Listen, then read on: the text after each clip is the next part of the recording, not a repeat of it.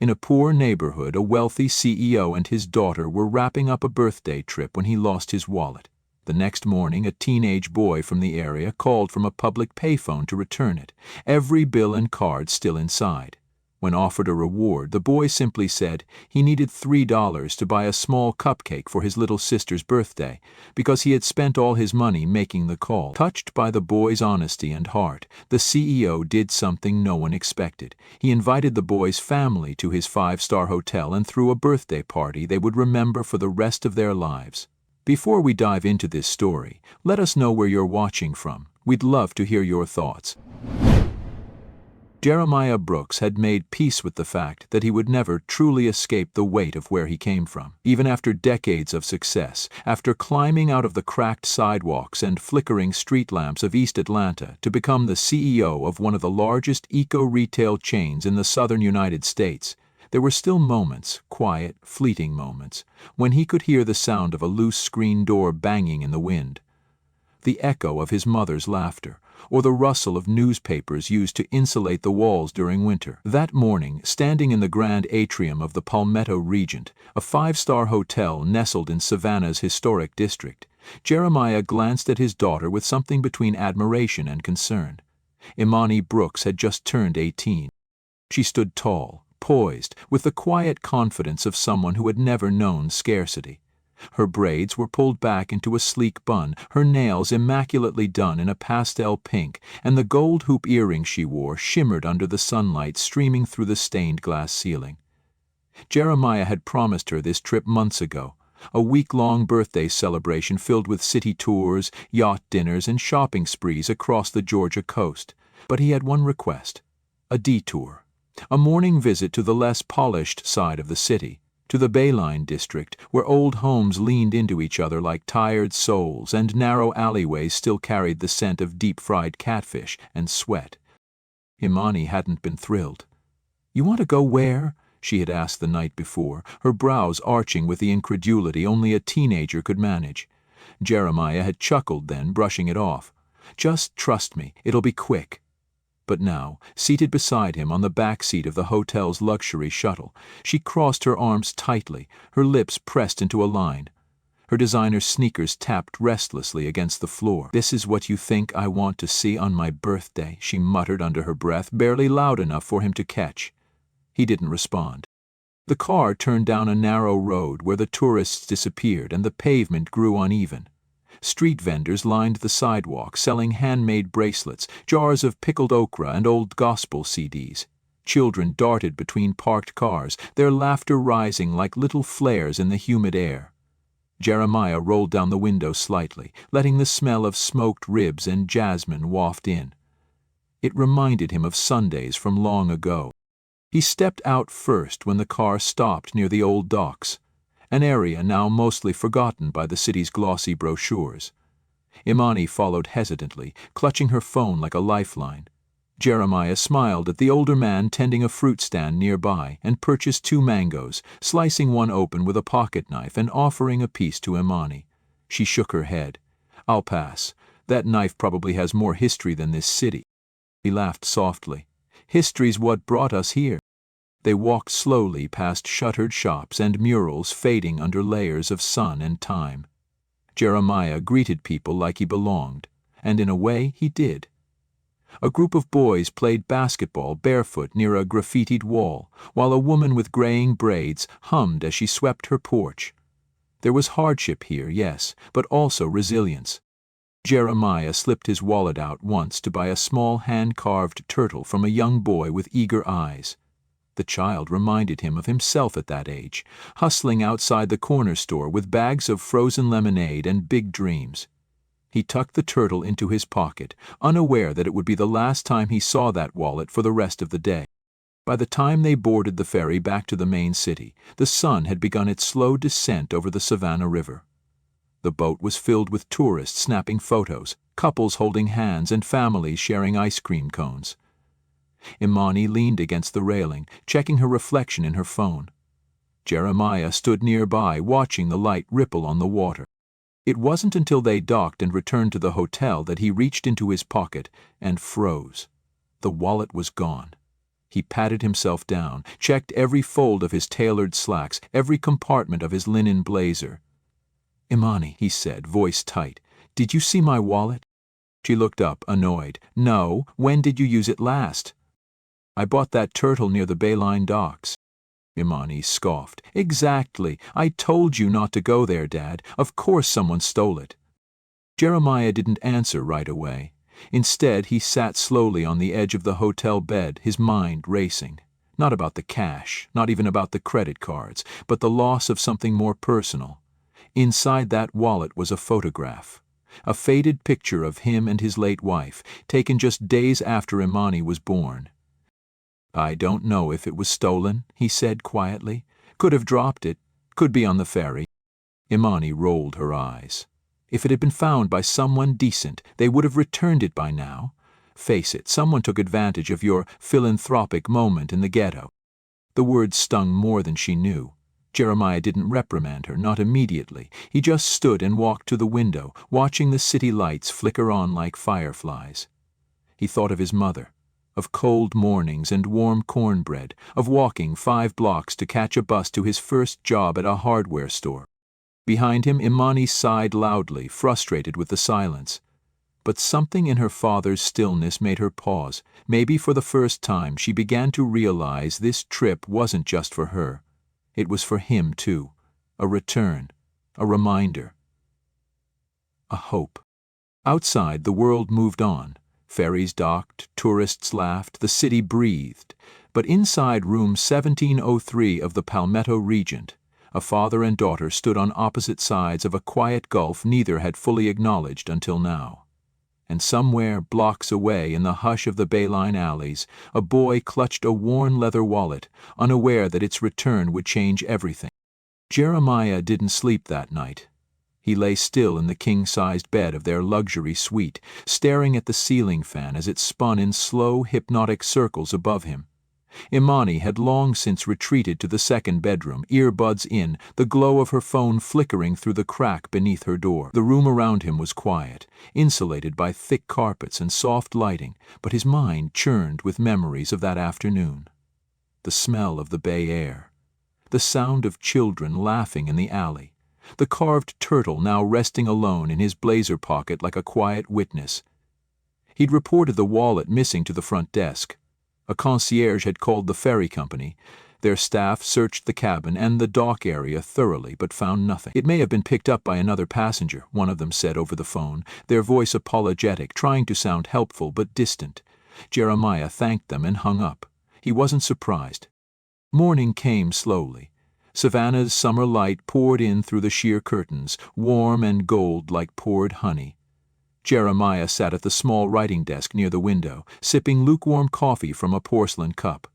Imani emerged eventually, wrapped in a hotel robe, hair tied back, makeup half done, eyes still clouded with sleep. "Did they find it?" she asked flatly, not bothering with pleasantries. Jeremiah shook his head. "No word yet." Imani scoffed, rolling her eyes. "So it's gone, of course it is. What did you expect, honestly? You walked into that neighborhood flashing a wallet thick enough to feed someone's whole family for a week. You think they weren't going to take it?" Jeremiah turned to face her. His expression was calm, but something behind his eyes had shifted. "I don't know that it was stolen," he said. "I might have dropped it, or left it on the bench. Or maybe, just maybe, someone found it and doesn't know how to reach me yet." Imani let out a soft, incredulous laugh. "Dad, that's not how the world works anymore. People don't just do the right thing, not when they're hungry, not when they're struggling." He studied her for a moment. There was intelligence in her words, but it was laced with cynicism. A worldview he hadn't meant to pass down, but perhaps she'd absorbed through osmosis, watching the world from behind tinted windows and black car seats. "You're right about one thing," he said, rising from the chair. "People are struggling. That's why we can't afford to give up on decency. It's not a luxury, it's a responsibility." She opened her mouth to respond, but before she could speak, Jeremiah's phone vibrated on the table. A number flashed on the screen, unknown, local area code. He raised an eyebrow, then picked it up. "Hello?" he said. There was a pause, a crackle of static, then a voice, young, shaky, but clear. Is this Mr. Brooks?" "Yes, speaking." I, I think I found your wallet, sir." "Yesterday." "By the benches at the dock near Bayline." "I didn't take nothing, I promise. Everything's in it." I just wasn't sure how to call until this morning. I used a payphone. I had to trade in some cans for quarters." Jeremiah blinked, the words sinking in. "What's your name?" "Tavon." Another pause. "I just thought you'd probably want it back. There's pictures inside, important stuff." Jeremiah's voice softened. Yes, I do. Thank you, Tavon." The boy hesitated. "I can meet you. I'm near Westport Street, across from the old grocery, behind the mural. You know the one." Jeremiah smiled faintly. "I do." As he hung up, Imani stared at him like he'd lost his mind. "You're not seriously going, are you?" "I am," he said, already moving toward the closet for his shoes. "That could be a setup. You don't know who that kid is. He could be lying. What if someone's waiting to jump you?" "I don't think so," Jeremiah replied, slipping on his watch. He sounded scared, polite, honest. "Dad," her tone was sharp now, anxious. "Please, at least bring security." Jeremiah paused, considered it. "Fine," he relented. "Let's ask Charles to drive us. You can come if you like." Imani crossed her arms. "I'm not going to watch you get mugged on my birthday." But she followed him anyway. 30 minutes later, their SUV glided out of the historic district and into the outer fringe of West Savannah. The transition was stark. The manicured trees and brick walkways gave way to cracked asphalt, overgrown lots, and homes with boarded windows and sagging porches. Imani sat tense in the back seat, flinching slightly every time a motorbike sped past or someone glanced too long at their vehicle. Charles, their longtime bodyguard and driver, kept one hand near his radio. "Where would you even want that wallet back?" Imani murmured. "You can replace the cards. You don't need the cash. That neighborhood, those people, what could you possibly hope to find?" Jeremiah didn't answer. He just looked out the window, his gaze steady. "You'd be surprised how much value a person can place on something small if it reminds them of where they came from." The car rolled to a stop near a faded mural of a jazz quartet painted across the side of a corner store.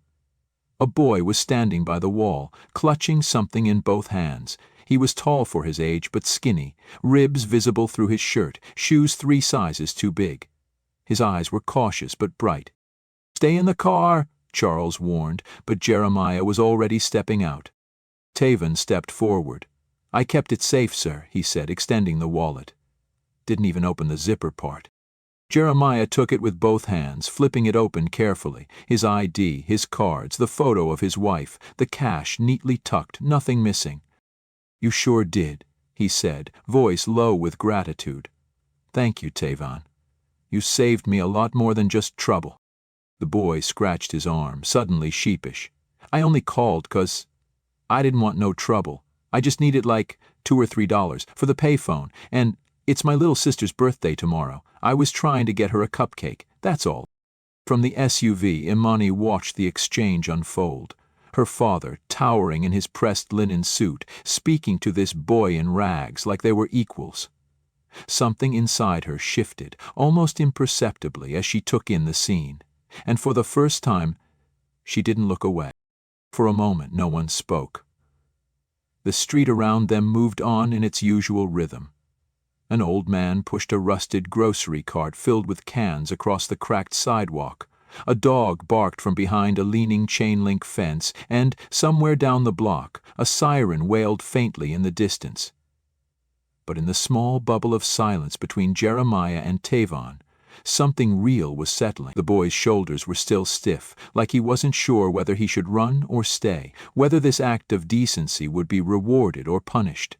Jeremiah, still holding the wallet, felt the weight of the moment, not just the leather and paper in his hands, but the life, the story, the quiet courage standing in front of him. He cleared his throat. $2 or $3, huh?" he asked, not unkindly. Tavon shifted awkwardly. "Just for the phone call, and I had some saved up, was going to buy my sister a cupcake from the gas station. It's her birthday tomorrow. She's turning 6. His voice cracked slightly, but he held it together. "We've been staying near the scrapyard, in one of the old trailers. Mama's sick, so I gotta look after her. I wanted to do something small for her, you know?" Jeremiah glanced back at the SUV where Imani sat, lips slightly parted, one manicured hand frozen near her chin. Her brows were drawn, not in disgust or boredom, but in something new: uncertainty, reflection. She looked like someone trying to read a language she'd never needed to understand before. Her eyes met her father's through the tinted glass. Jeremiah turned back to Tavon, slipping the wallet into his coat. "Tell me about your mom," he said gently. Tavon's shoulders relaxed just a little. "Ms. Rochelle. She used to clean houses, real good at it too. But after we got evicted, she got sick, real bad cough, you know. Some nights she can't even stand up. We try not to bother nobody. The guy at the scrapyard lets us stay if we don't cause trouble." Jeremiah nodded slowly, absorbing each word like a ledger entry written not in ink but in grit. He had met hundreds of people in his life, billionaires, senators, activists, journalists, but rarely did someone look him in the eye with that kind of quiet clarity. Tavon wasn't selling pity. He wasn't asking for a handout. He had done the right thing, even when everything around him screamed not to. From the car, the passenger door opened. Imani stepped out slowly, the Georgia heat curling around her like a blanket. She walked toward them, her footsteps careful, uncertain, like she wasn't sure what she was supposed to say. Tavon noticed her and looked down quickly, brushing at his shirt with one hand. "I didn't mean to cause no problems," he muttered. "If y'all gotta go, it's okay." But Imani stopped just a few feet away and studied him, truly studied him, like she was seeing something she hadn't expected to find. "What's your sister's name?" she asked, her voice quieter than usual. Tavon blinked. "Ava," he said. "She's real small, likes unicorns. She talks in her sleep sometimes." Imani looked over at her father. Then, without saying a word, she reached into his coat pocket, pulled out the wallet, and carefully took out 3 crisp $100 bills. She turned back to Tavon and pressed them into his hand. "Buy her something better than a gas station cupcake," she said, her voice steady but laced with emotion. "And get some clothes, clean ones, so you and your family can come to the hotel tomorrow. Ask for me at the front desk. Tell them I invited you. I want Ava to have the kind of birthday she deserves." Tavon stared at the money like it was burning through his skin. "Ma'am, I can't take all this. I just wanted—" "It's not charity," Imani cut in, her voice firmer now.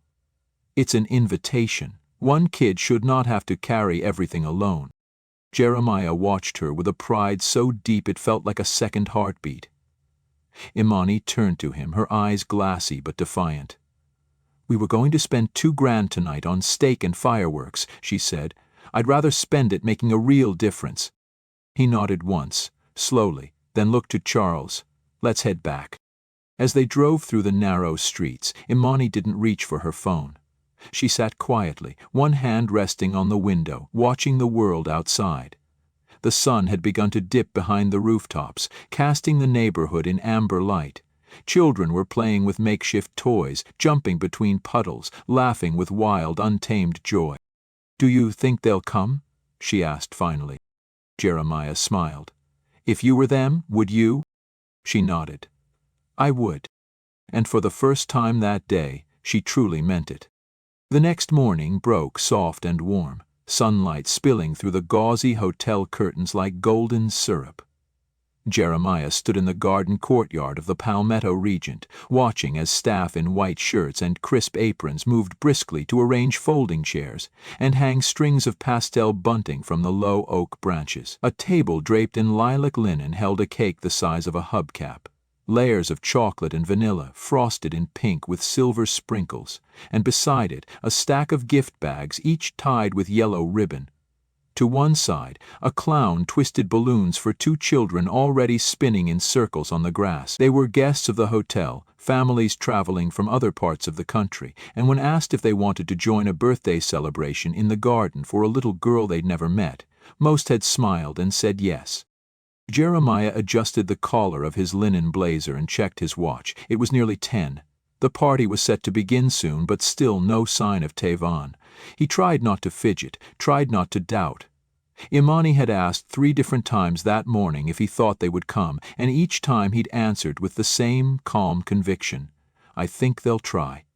Still, as the minutes stretched, he couldn't help glancing toward the main entrance, waiting for that one moment of confirmation.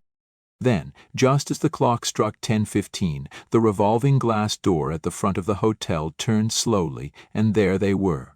Tavon came first, holding Ava's hand, his posture proud but tentative, his eyes scanning the lobby like someone bracing for rejection. Ava clutched a new stuffed unicorn in her arm, her curls neatly combed and tied with a purple bow, and behind them walked a woman in a clean denim dress and modest heels, her expression soft but wary. Rochelle. They looked transformed. Tavon wore a pale blue button-up and khaki pants that actually fit. His sneakers were still simple but clean, brightened with care. Rochelle had her hair pulled back into a bun, her makeup light but elegant, and her movements carried a kind of quiet grace that made Jeremiah's chest tighten. She walked like a woman who still wasn't sure if she belonged in a place like this, but was going to stand tall anyway, for her children's sake. Imani saw them before he did. She broke into a grin and crossed the lawn quickly, intercepting them just as the concierge gestured toward the courtyard. "You made it," she breathed, eyes wide with emotion. Tavon nodded, offering a half smile. "Wouldn't miss it."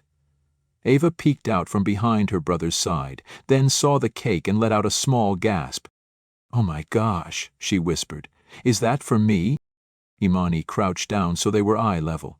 "All of it. For you, birthday girl. Happy birthday, Ava." Rochelle put a hand on her daughter's back, blinking fast as if trying not to cry. "I don't know what to say," she murmured. "You didn't have to do all this." Jeremiah stepped forward then, taking Rochelle's hand in both of his. "Yes, we did," he said simply, "because sometimes the right thing to do is the unexpected thing. Your son reminded us of that." The celebration began gently, but built quickly into something joyful and warm. The children ran through the garden with butterfly nets and painted paper masks. Staff brought out lemonade and tiny sandwiches.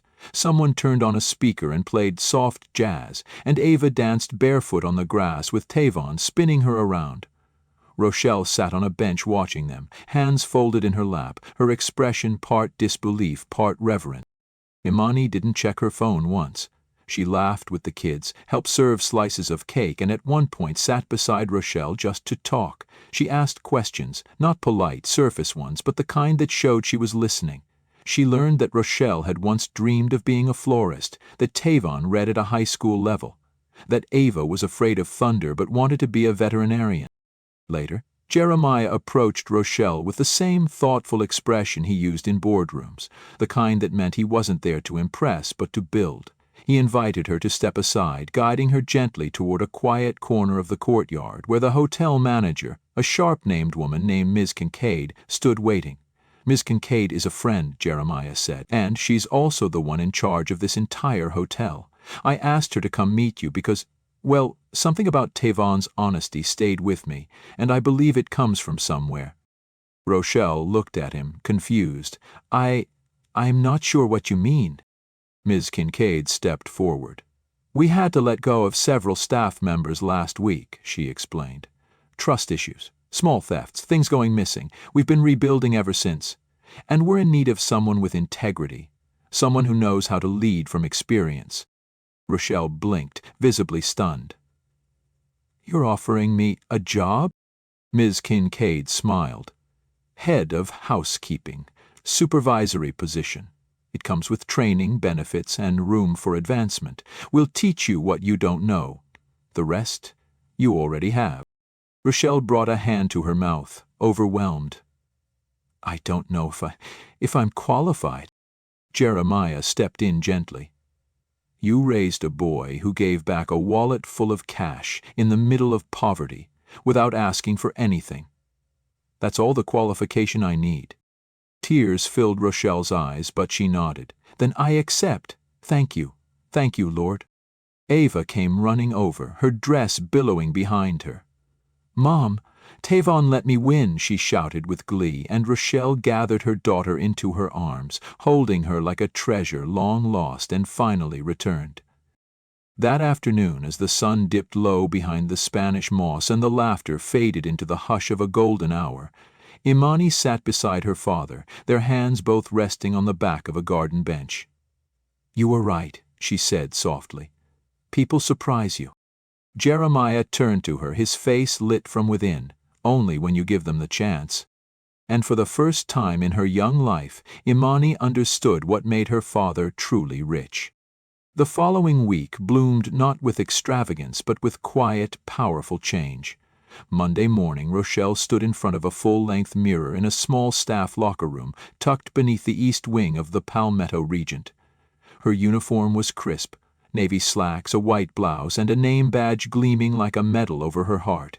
She adjusted the collar once more, her hands trembling just slightly, not from fear but from the weight of disbelief that still clung to her. For over a year she'd woken in a rusted trailer with sagging insulation and prayed simply to make it through the day without falling ill or falling apart. Now she was waking before sunrise, putting on a uniform, walking through gleaming marble floors like she belonged there. Because someone had looked at her and seen more than her circumstances. Outside, the school bus rattled to a stop on the corner near a modest motel they now called home, a temporary setup funded quietly by Jeremiah, with an unspoken understanding that it would become something more permanent soon. Tavon and Ava stepped aboard in their new uniforms, their backpacks filled with fresh notebooks, sharpened pencils, and sealed lunchboxes. Ava pressed her face to the window, waving wildly until Rochelle waved back. Tavon, taller now even in posture, held his sister's hand the whole way. Imani watched all this from the passenger seat of her father's car. They had delayed the rest of the birthday trip, canceled the chartered yachts, skipped the rooftop dinners and designer shopping, because she had asked to stay. She had asked for something real. Now, as Rochelle disappeared into the hotel's back entrance and the bus turned down Bay Street, Imani sat with her thoughts pressed quietly between her ribs. "This feels better than a party," she said finally, her voice low but firm. "Like we actually did something." Jeremiah looked over from the driver's seat. He hadn't heard her speak with that much certainty in years. "We didn't fix everything," he replied. "But sometimes you start with one family, one act. That's how change happens." Imani nodded slowly, her gaze lingering on the corner where the bus had just turned. "She's going to be okay, isn't she?" "She's already better than okay," Jeremiah said. "She's working. She's standing tall again. That's not survival. That's a comeback." Later that day, while Jeremiah met with a non-profit board to discuss expanding his community scholarship program, Imani slipped away to the concierge desk. She didn't need help booking a spa appointment or finding a restaurant. She had something else in mind. She waited until the manager, Miss Kincaid, passed by, then stepped forward with polite confidence. "Can I leave something with you for Rochelle?" she asked. The concierge smiled. "Of course." Imani opened her tote and placed a small sealed envelope on the counter. Inside was a handwritten note. "For Ava's next birthday. No cupcakes from the gas station. Make it magical." Alongside it, a prepaid card with $500 and a tiny sticker of a unicorn. No logos, no signatures, just a gesture, quiet and honest. The week rolled forward like a gentle tide. Rochelle learned the ropes quickly, how to handle guest requests, manage inventory, resolve scheduling conflicts. Her co-workers respected her without needing to be told to. She didn't carry herself like someone who needed pity. She moved like someone who had earned her place.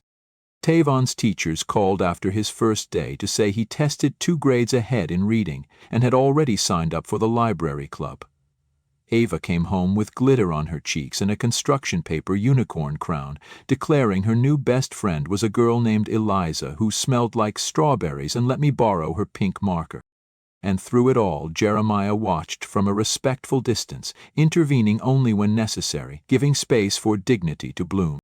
On their final evening in Savannah, he and Imani stood on the rooftop terrace of the hotel, overlooking the river as paddle boats glided by beneath a watercolor sky.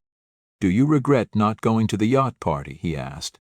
Imani laughed, a sound full of truth. Not even a little. I finally get it now. Why you do what you do. It's not just about giving, it's about seeing people, about making them feel like they matter.